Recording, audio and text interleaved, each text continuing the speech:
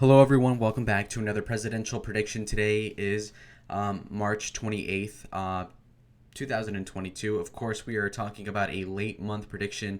And clearly, we have Joe Biden in the oh so trustworthy Trafalgar polls here, looking awful, down by about, let me see here. He's at an approval rating of 41.8, and he's at a disapproval of 52.4, which would roughly equate to like a 10.6% disapproval rating overall.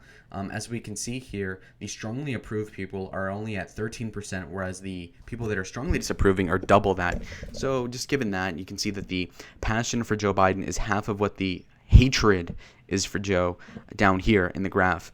Now, if you were to look down below, you would also see that Joe Biden is not handling the job well. Uh, According to Democrats, even, only 75% of Democrats can truly say that Joe Biden is doing a good job. That is not good enough. I believe Donald Trump had somewhere above 85% approval rating among Republicans in terms of job duties. Okay, so frankly, this is looking terrible for Joe. Now, in terms of Republicans, only 1% of them think that he's actually doing a great job, which is funny because strongly disapproved for Democrats is at 2.1, meaning there's twice as many Democrats that hate Joe Biden's job as do Republicans. So that fraction is kind of curious, okay? Now, in terms of approval of Joe, we're looking at less than 8% of Republicans approve of Joe Biden.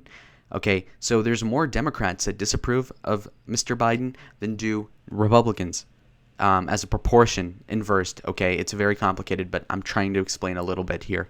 So the point is that we have 93% of Republicans more or less hating on Joe, and we have the vast majority of Democrats also hating on Joe. Relative to what we saw under Trump, we're seeing third party looking awful for Joe Biden as well. He's down by 7.3%. Allegedly in these polls, or a 6.3. Either way, that's really bad. So when you're having a weak coalition of Democrats, hatred among the Republican Party, and a weak third or middle center ground, we're looking at a very bad foundation for a re-election campaign for Joe Biden as of right now.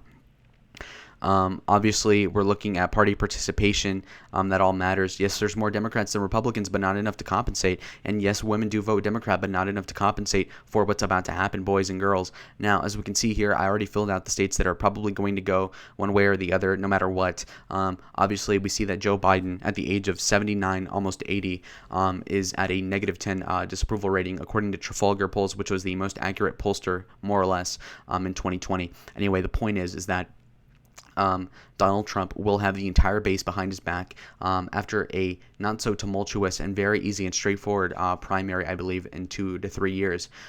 We will see Donald Trump reelected or nominated again as the Republican candidate. And for vice president, I have it blank. I don't really care. It's not going to make a big difference either way. It could be Kristi Noem. It could be anybody. It could be, Mike Pence again. I really hope it isn't. Ron DeSantis is out of the contention, obviously, because of the fact that he would probably rather be governor of Florida. At least I think that's pretty rational, as well as some electoral issues going on. If you want to know all the nuance, I'll explain it later. Anyway, point being is that keeping the electoral votes for Florida is very important. So selecting somebody from the home state of Donald Trump would be retarded. Now that we're talking about the swing states, I can probably tell you very confidently that Donald Trump is going to win the state of Texas. Now, if we were to look and compare and contrast to the political depiction of the 2020 election, obviously we know what happened, but just to take them at their word, because God knows that they could do it again. We see that Donald Trump won with over 52% of the vote. He reinvigorated almost 6 million voters, which is just insane turnout for a guy who is pretty controversial, but overall has a beloved fan base and follower group, whereas Joe Biden does not have that same sort of observance.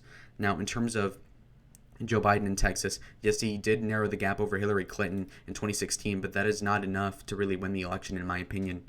Now, if you were to look here, he's won the state by 5.6%, and that is with Joe Biden's approval rating being like +3 and Trump's being like -1 in the exit polls. So given that fact, I do believe that Donald Trump is going to win the state of Texas by a safe margin, assuming the election were to happen today. Why? Because I feel like the the people that voted for Joe Biden instead of Donald Trump but did vote for Trump in 2016, 95% of them are going to come back to Donald. And I believe that the only people that Donald Trump would lose from 2016 or 20 would be those people that really are neocons and really just up their own ass about January 6th, okay? People that are overly dramatic, people that watch CNN and MSNBC as a Republican. You're talking about your Adam Kinzinger fans, all two of them. Obviously not electorally relevant to the discussion, though, and I'll keep going. But generally speaking, I believe that Texas will be uncompetitive. I feel like the increase in Latino turnout for Donald Trump, the Tejano vote, as Redigal likes to say, I think that's going to turn out pretty big for the GOP. I feel like in the midterms, we'll be able to see very well how the Latinos shift rightwards as the economic woes impact them a lot as well. Gas prices. You see Mexicans driving these busted-ass trucks, obviously very bad mileage there, very bad fuel efficiency. We're looking at gas being $4.50 in certain places like Arizona. The Mexicans are not going to like that. I feel like that's going to sway a lot of votes. Unironically, I'm not even kidding. So if we see, Trump doing maybe 5% better with Latinos, the suburbs shifting Republican or at least not going more Democrat, the rural population exploding for Donald Trump as well. Obviously, people that are dependent on oil jobs are pissed as hell with Joe Biden. So any of those oil people that voted for Joe Biden are going back to Trump as well. So again, we're seeing the white people and the Latinos going more towards Trump. And as for blacks aren't that relevant in Texas, but I imagine that they will go maybe instead of maybe 12 to 13% in 2020, you could expect the black vote to be maybe 16 to 17% Republican. That's a little generous. You know how black people are; they don't vote Republican, just in any situation. But I imagine that they'll see Joe and they'll be like, "Oh, that's a busted ass saltine cracker," and they'll just not be enthused to vote.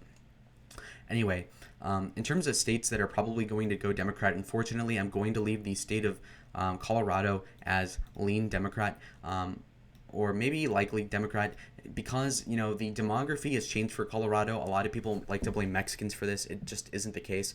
I'd say that 1/3, and Red Eagle's documentary goes into depth about this, but 1/3 of the electoral shift in places like Texas, like Colorado, like New Mexico, like Arizona has been due to immigration. Okay, whereas people like in America First like to talk about how immigrants are transforming the electorate. That is somewhat true, but not as of right now. I think the reason why Colorado is blue is not because of the Mexicans, because if you were to just have the white people vote in Colorado, it would still go blue.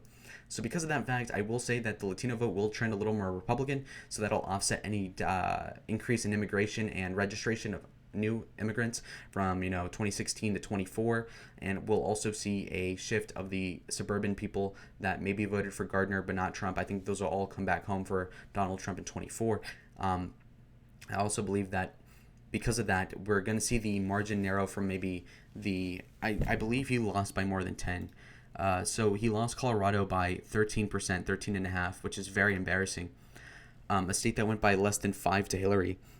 Because of this trend, it's going to be very hard to really rationalize why Trump would get closer than 7% of a loss in the state of Colorado. Therefore, I will give him an L in this situation. Now, we move on to another state that's going to go pretty blue as well in a lot of people's machinations. We see New Mexico that went 11 points for Joe Biden in 2020. We'll see this state regress a little more Republican. In fact, I think that it'll be a likely blue state. You have a lot of interesting factors about the demography of New Mexico that will make it more of a preponderating Republican sort of shifting state. When you're looking at the white population beyond those of whom live in Santa Fe and Albuquerque are very rural, white trash is pretty derogatory, but generally speaking, they're working class and will turn out for Trump more than before even. And looking at the Mexican population, they're going to trend more Republican. Of course, Latinos will still vote Democrat overall, but by less. So usually you could see somebody like Hillary Clinton beating Trump with Latinos by maybe 28 points. You could see that margin narrow to more like 18 points in reality. Maybe it could be somewhere like Joe Biden winning 60% of Latinos and Trump winning 40, or Biden with like 58 and Trump with like 41 or something like that. So the margin will get closer, and that'll benefit offsetting immigration, because obviously there's no wall in the southern border at a lot of vital points, and that's very key to point out. Anyway, moving on. I will say that Virginia, although it was moved and influenced by Glenn Youngkin, that was kind of a fluke election where you saw a lot of dominoes fall into place in terms of, obviously that transvestite graping this girl, I believe, in a bathroom, just making the Democrats look like assholes. The CRT thing, which is going to die down by the next election cycle, and a myriad of other factors influencing me to give the state to Biden, despite the fact that, of course, we're seeing regression overall in the country. It's going to be a red wave election if I've ever seen one, and I do believe that, Virginia is just too far gone. You saw Glenn Youngkin winning because of low Democratic turnout, because he won the moderates, and because he did well with the Trumplicans and the general neocons. He combined all the coalitions into one, and he scraped by maybe 2 points. So because of that fact, I do think that Donald Trump will lose the state. Obviously, when we look at the 2020 results, the most recent election, we saw that he lost the state by about 10%. And so because of that, I would say that Donald Trump is going to lose the state by like 7% in 2024. So this would be a likely margin. Again, the people that are voting in Virginia are very different than the people that were voting in Virginia in 2004 in terms of practice and pattern. I know Vincent James was talking about how, Latinos are making Virginia blue. That is fucking retarded. Try to find a Mexican in Richmond. I don't know, man. I'm just saying. It's obviously the people in the Nova and the northern, Fairfax County area that are voting blue, and those people that are voting blue do not look so brown to me. Okay, I'm just pointing this out. I like nuance. I like being accurate here, and I'm not going to blame Democratic electoral votes being gained to Joe Biden because of immigrants. Okay, we need to stop blaming them for everything. Okay, there's a lot of white people too that are self-hating that will vote for a candidate that wants to push trainees in their schools and obviously CRT and all this other anti-white nonsense. Okay, plenty of those people around. Anyway, Minnesota is another state that is in contention. Obviously, Trump lost it both times in 2016 and 20, but he lost it by about 7% in 2020, and he only lost it by like 2 points in 2016. So given that fact, you would conclude that after the George Floyd riots, that Minnesota would have went and trended towards Trump, and that just clearly was not the case. You see here that Minnesota is a state that likes to vote for their Democrats. I don't know why exactly that is the case, but there's plenty of suburban people around St. Paul and Hennepin County that saw those riots and still vote Democrat. And because of that, I will say that that Minnesota will tilt blue. Obviously, the working class areas have to go very red this time, but clearly the suburbs and the cities are too much to overcome. There's a lot of black people in Minnesota. That's also something to consider with, because Trump is not very powerful when it comes to that demographic, nor is any Republican for that matter. Anyways, moving on to Nebraska 2nd District, we'll get it out of the way. It's going to apparently be redrawn to be more favorable to the Republicans, so just predicated off of that, I'll just put this in the tilt Republican. I'm not sure what the exact margin will be because I don't know what the exact map is going to be. Therefore, I'm going to play it safe. Now, the next state we are going to be discussing is going to be the great state of New Hampshire. Great state as in, I'm kidding, I don't care about it. But we did lose this state by about 7% in 2024. And because of this fact, I just see it as a hard sell for people in New Hampshire to vote Trump. But he does not appeal to this place. Now, what I will say is that the people in New Hampshire are a very swingy vote, and they'll vote predicated on the economy and other things that are not necessarily religious or abortion related, which is something that that is pressing to point out because obviously they have a secular state there in New Hampshire. So Trump with the right messaging, of obviously you have Biden who's weak on foreign policy, terrible on crime, and the economy being shitty, should probably appeal to New Hampshireites enough to tilt them. Okay, yes, Biden did win the state by, let's say, 7 points, but Trump almost won it in 2016, and that was because of the messaging being different. With better messaging this time and a more senile Joe Biden, I see New Hampshire going Republican. Now, Ohio is going to go Republican by a safe margin. Okay, this is not even going to be close. We're looking at the state of Ohio, where Trump won by 8 points, and he did the same in 2016, more or less. We saw, in fact, that despite the suburbs trending a little anti-Trump, obviously in the Midwest, we definitely did see the rural turnout come out in a major way, and a lot of people that voted for Obama in 2008 and 12 came out for Trump in 20 and 16. And because of that, I think that he'll double down on this. People in Ohio on the economy are going to vote for Trump like leagues and bounds over Biden. It's not going to be even close. The people that work hard every day are going to vote for Donald Trump more or less most of the time. Okay. Anyway, uh, Maine. Maine is a tricky one. Obviously, electorally, it's split. We saw that Biden won the state overall by like 9 in 2020, sorry. And Donald Trump got close to winning the overall vote in 2016. I think he'll win it by a tilt margin in this case. I say this because he has a certain appeal that their former governor, Paul Jennings or Page or whatever his name was, he had a specific populist appeal too. Obviously, the situation is very favorable to Republicans. Obviously, the current government is not popular, and I just think that that'll basically make the results very clearly Republican in this case. Anyways, I'm not going to be very specific about what district's going to go what percentage because I don't care about this, so I'll just skip the main part. I'll just leave it till R. Next would be the state of North Carolina. Yeah, North Carolina did go solidly Republican in 2020 and 2016. We saw Trump win it by a lean margin. We saw Romney win it by a lean margin as well in 2012. Trump won by 1.4 in North Carolina. Obviously, the suburbs are growing, but at a slower pace, and they're more Republican than any other suburb I can think of off the top of my head that shifted blue in 2020. The demography is kind of favorable insofar as how the state is distributed population-wise, and because of that, I will give Trump the likely victory in North Carolina.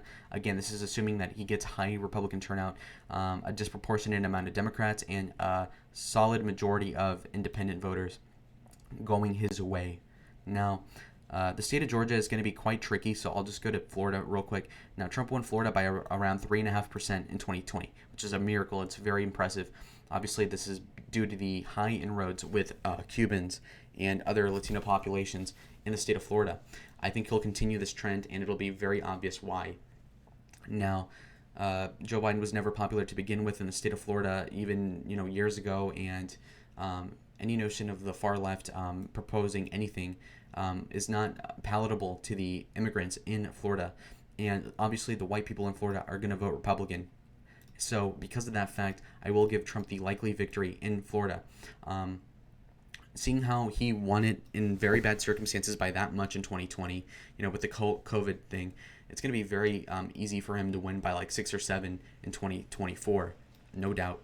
Now, Nevada, I want to get this out of the way. I don't like the state of Nevada. It's like very fat. I don't like it. Anyway, Joe Biden did win this by a lean margin in 2020 with the inroads with Hispanics and the offsetting shift in the Clark County area, the Las Vegas suburbs, trending more Republican. I do find the working class population that voted for Bernie Sanders in the primary over Joe Biden will go to Donald Trump disproportionately compared to 2016 or 20. Therefore, I do believe that Trump is going to win the state by a lean margin of like 2 to 3. This is very practical, in fact. Now, we have the 248 wall right now built, and it's a big, beautiful wall. Now, Georgia, I believe the sweet state of Georgia will go to Donald Trump. Why? Well, people are bitching about, it shifted 6 or 7 points blue in 2020, and that's mostly true. But I will say that the swing voters are going to go Republican either way. The Latino population is a non-factor. The Asian factor is even bigger, but let's not even talk about that. Overall, I believe that the Democrats have not been popular in Georgia in terms of ruling. I think Ossoff is voting to the left of the demographics of Georgia and the constituency he's supposedly representing anyway in the Senate. And that goes with a lot of other factors, including the economic depression, or not depression, but you know what I mean, right? The lack of optimism in the future of the country, and with a 83-year-old Joe Biden in 2024, I do not believe that he will win the state, and therefore I will give the state of Georgia tilt to Trump, okay? Even with the suburban trend, I think that it cannot go any more blue than it has recently, given the fact that Joe Biden has been having a terrible, terrible time as president so far. Anyway, we see that one more state will give Trump the win. I believe that Donald Trump will win the state of Wisconsin pretty easily, given the fact that he only lost it, so-called, by about a point in 2020. Part of the reason why is because of the suburban shift, as we've already talked about before. But given the fact that the situation is very acutely positive for Donald Trump, even if he's not very popular at all, we see that the president currently is negative 10. Negative 10. So all the people that voted in the suburbs for Joe Biden instead of Trump will go back to Trump, and I will give the likely win to Trump. I think he will. Personally, I would say that Donald Trump will win the state of Wisconsin by over 5 points. Again, that's because the Democrats in the state are kind of powerful, but given the fact that Joe Biden does not have an appeal specific to Wisconsin, and also given the notion that the Republicans are going to win any generic race, it's very obvious that any state that was close in 2020 will go to Trump if the election were held today. Now, I will talk about Pennsylvania. Pennsylvania went to Biden by a lean margin, I believe, or tilt, as in 1 to 3 points last election cycle, and it was atrocious to watch. Anyway, Trump has a specific appeal that is perfect for Pennsylvania. We're talking about the coal industry that is dying off and the oil people that are pissed off at Joe Biden and Kamala Harris's policies. All the people that voted for Joe Biden are going to switch votes, like I said before. It's going to be very easy for Trump to win this again. And I feel like he'll win it by like 4 to 5, so I'll put this in the lean margin. The suburbs are something to keep note of. It's very hard to keep track of who's going to switch vote where, but I will say that it's going to be very obvious he's going to win that state in 24. Now, Michigan is a great state. I was born there. I think that it is one of the hardest Midwestern states to win besides probably Minnesota. And when we're looking at the map comparatively, it has a good amount of electoral votes compared to something like Indiana or Kentucky. And because of that, there's going to be an added importance to winning the state in the next election.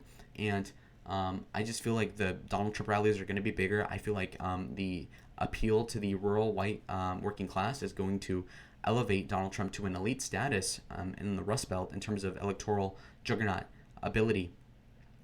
Because of this, I feel like Donald Trump will win the state of Michigan by a lean margin, probably like 4 points perhaps. I say this because obviously the suburbs are not an encouraging development as they're getting bigger and Detroit's getting regentrified, and a lot of these sissified millennial white people are taking over certain parts of Michigan, which is making it bluer in turn. But obviously the blacks will be a little more favorable to Trump this time around, and that might offset that a little bit. Now, the last state, but the most important one, of course, I'm biased. I will say that the state of Arizona will likely go to Donald Trump. Joe Biden won in the first place in Arizona, so-called, because of the fact that obviously we're seeing the suburbs in Maricopa and Pima County shifting blue. Now, that's going to offset, obviously, with the terrible electoral outlook, given how bad the approval rating is for Joe Biden right now. And the whole, like, I'm a moderate old man, vote for me over the crazy radical Trump is not going to work anymore, because he's been more radical than what the people of Arizona expected. And obviously the whole I'm going to stop COVID thing, that was bullshit. And because of that, I feel like it'll fall flat. That new messaging is not going to work for the Biden administration, and they're not going to win the swing state of Arizona. And Donald Trump will very easily win, even without the McCain voters. It'll be very, very easy. And again, he will be a little more positively seen by the Latinos at this point. So any immigration as of the last couple of years will be negligible at best in terms of resulting in a loss for Trump. So because of that, I predict that Donald Trump will win the country of the United States. See, nobody's ever said that before, right? By 319 to 219. It's going to be a 100 electoral vote victory. Some people might call this a wave or a sweep. I definitely think it's an encouraging thing to look at. This is if the election were held today, and obviously if there is no tampering or anything like that. Okay, I'm assuming this is in good faith. All right, guys. Anyways, comment down below what you think of the videos. Obviously, I've not uploaded one of these in a while, so I just wanted your feedback, and I hope that this map is the reality in a couple years. Anyways, I see you all later. Bye. Ooh, oh my gosh, that was awesome.